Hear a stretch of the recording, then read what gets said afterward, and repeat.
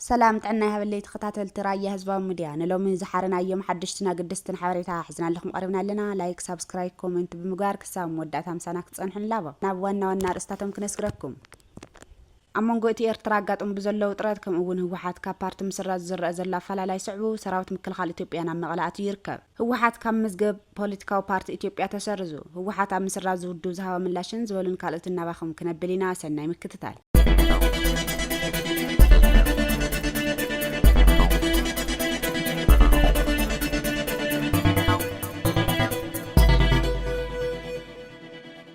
ኢትዮጵያ ኤርትራን አጋጥም በዘሎ ፖለቲካዊ ወጥሪ ከምኡውን ህወሓት ቦርድ መረጻ ምስራዝ ስዑ ብርኬት ዝበሉ አባላት ፌደራል ፖሊስ ኢትዮጵያ ካብ ግንቦት 5 2017 ዓ.ም ናብ መቐለ ዝኣተዩ እንትኾኑ ሕዚ እውን ተጠናኽሩ ቀጽል ኣሎ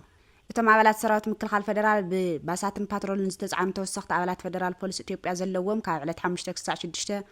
ግንቦት 2017 ዓ.ም ናብ መቐለ ዝኣተው እንትኾኑ ሎም እውን ቀጽል ኣሎ እቶም አባላት ፖሊስ ፌደራል ናብ መቐለ ዝኣተው ኣብ ትግራይ ዝርከቡ ትካላት ፌደራል ንምሕላው ከም ዝኾነ ተሓብሩ ድሕሪ ስምምዕ ፕሪቶሪያ ኣብ ትግራይ ዝርከቡ ትካላት ፌደራል ዝኾኑ መዕርፎ ነፈርቲ ሓይሊ ኤሌክትሪክ ቴሌኮም ባንክን ካልኦትን ፌደራል ፖሊስ ጥብቃ ሓለዋ ይግበረሎም ከም ዘሎ ተገሊጹ ኣሎ እቲ ሕዚ ጀምር ዘሎ ምንቅስቃስ ፌደራል ፖሊስ እውን ብመሰረት ውዕሊ ፕሪቶሪያ ብስምምዕ ፕሬዝደንት ታደሰ ወረደ ከም ዝኣተው እዩ ዝግለጽ ዘሎ ህወሓት ካብ መዝገብ ፖለቲካዊ ፓርቲ ኢትዮጵያ ተሰርዙ ሃገራዊ ቦርድ መረጻ ኢትዮጵያ ህወሓት ካብ መዝገብ ፖለቲካዊ ፓርቲ ተሃገር ከም ዝሰርዙ ኣፍሊጡ እቲ ቦርድ ኣብ ማሕበራዊ መራኸቢታት ብጽሑፍ ኣብ ዝዘርግሖ መግለጺ እቲ ልዕሊ 50 ዓመት ዕድመ ዘለዎ ውድብ ህወሓት ድሕሪ ኣብ ትግራይ ንኽልተ ዓመት ዝተኻየደ ኩናት ብፍሉይ ከም ፓርቲ ብምምዝጋብ ዝተዋሃቦ ግቡእ ኣይፈጽምን ብምባል እቲ ውድብ ክስረዝ ከም ዝወሰነ ጠቒሱ ምጅማር ኩናት ትግራይ ስዕቡ ኣብ ጎንፃዊ ምንቅስቓስ ተሳትፉ ብዝብል ካብ ሕጋዊ ፖለቲካዊ ውድብ ተሰርዙ ዝጸንሐ ህወሓት ብመሰረት ውዕሊ ሰላም ፕሪቶሪያ ካብ ነሓሰ 2016 ዓ.ም ዳግም ከም ሕጋዊ ውድብ ተመዝጊቡ ነይሩ ኣብ ወርሒ ነሓሰ እቲ ዝሓለፈ ዓመት ድማ ብፍሉይ ኩነታት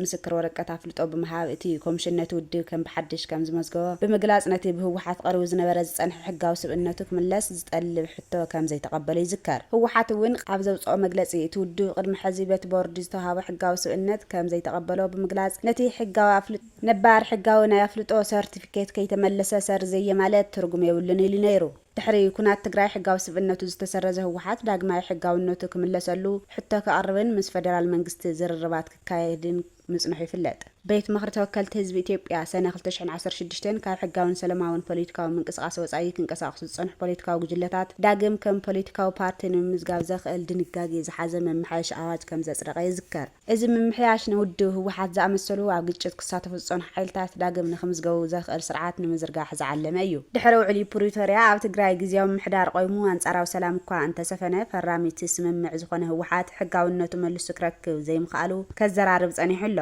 ሃገራዊ ቦርድ መረጻ ብ2013 ዓ.ም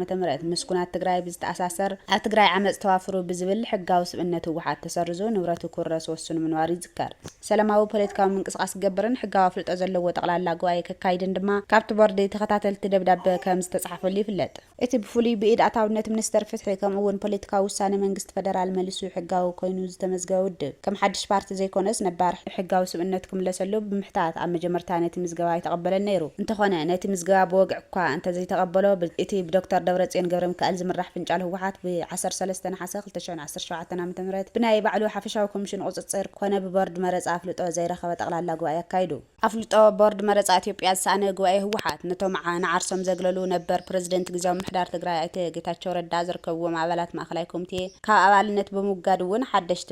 መራሕቲ መሪጹ ሃገራዊ ቦርድ መረጻ ግን እቲ ብዶክተር ደብረጽዮን ዝምራሕ ወገን ህወሓት ዘካይዶ መበለይ 14 ጉባኤ ሕጋውነት ዘይብሉ ምዃኑ ብምግላጽ ዝተዋሃቦ ናይ 6 ወርሒ ግዜ ገደብ ከሓለፈ ከሎ ሕጋዊ ጉባኤ ከካይድ እቲ ቦርድ ብ17 ታሕሳስ 2017 ዓ.ም ኣጠንቅቆ ነይሩ ቀጽሉ ህወሓት ኣብ ውሽጢ ዝቐጸሉ 3 ኣዋርሕ ኣራም ስጉምቲ እንተዘይወስዱ እቲ ቦርድ ምዝገባ እቲ ውድብን ሓዋር ክስረዝ ምዃኑ ኣጠንቅቆ ጸኒሑ እዩ እቲ ኣብ ውሽጣዊ ቅልውላው ተሸምም ዘሎ ህወሓት ኣብ ውሽጢ ዝሓለፉ 6 ኣዋርሕ ኣፍልጦ ዘለዎ ጠቕላላ ጉባኤ ከካይድ ዘይምኽኣሉ ኣብ ዝሓለፈ ወርሒ ለካቲት 2017 ዓ.ም ሕጋዊ ጥሕሰት ፈጽሙ ብዝብል ን3 ወርሒ ዝኾነ ፖለቲካዊ ምንቅስቓስ ከይገብር በቲ ቦርዲ ከም ዝተኣገደ ይዝከር ኣብቲ እዋን እቲ ቦርዲ ትውድብ ብፍሉይ ኩነታት ካብ ዝምዝገብ ኣትሕዙ ሕጋዊ ኣፍልጦ ዘለዎን ጠቕላላ ጉባኤ ከካይድ ዝተዋሃቦ ብተደጋጋሚ መተሓሳሰብን መጠንቀቕታን ዕሽሽ ብምባል 6 ወርሒ ሓልፍዎ እዩ ነይሩ ሃገራዊ ቦርድ መረጻ ህወሓት ብፍሉይ ኩነታት ከም ፓርቲ ተመዝጊብካ እንተነበረ ነዚ ስዑ ክፍጽሞም ዝግባእ ትእዛዛት ብዘይምኽባር ዝተዋሃቦ ግቡእ ኣይፈጸመም ይብል ካብዚ ብዝሰገረ እቲ ፓርቲ ሕጋውነቱ ንምርጋጽ ብስምምዕ ዝተቐበሎን መረጋገጺ ሕጋዊ ሰብነትን ኣይፈልጥን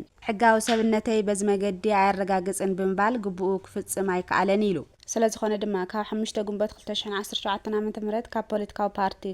ክስረዝ ከም ዝወሰነ ኣብ መግለጺኡ ሓቢሩ በዚ መሰረት እቲ ውሳነ ኣብ ልዕሊ ኣመራርሓ እቲ ፓርቲ ንኽፍጸም እቲ ቦርዲ ከም ዝወሰነ ገሊጹ ህወሓት ነዚ ውሳነ ኣመልክቱ ክሳብ ሕጂ ዝሃቦ መልሲ የለን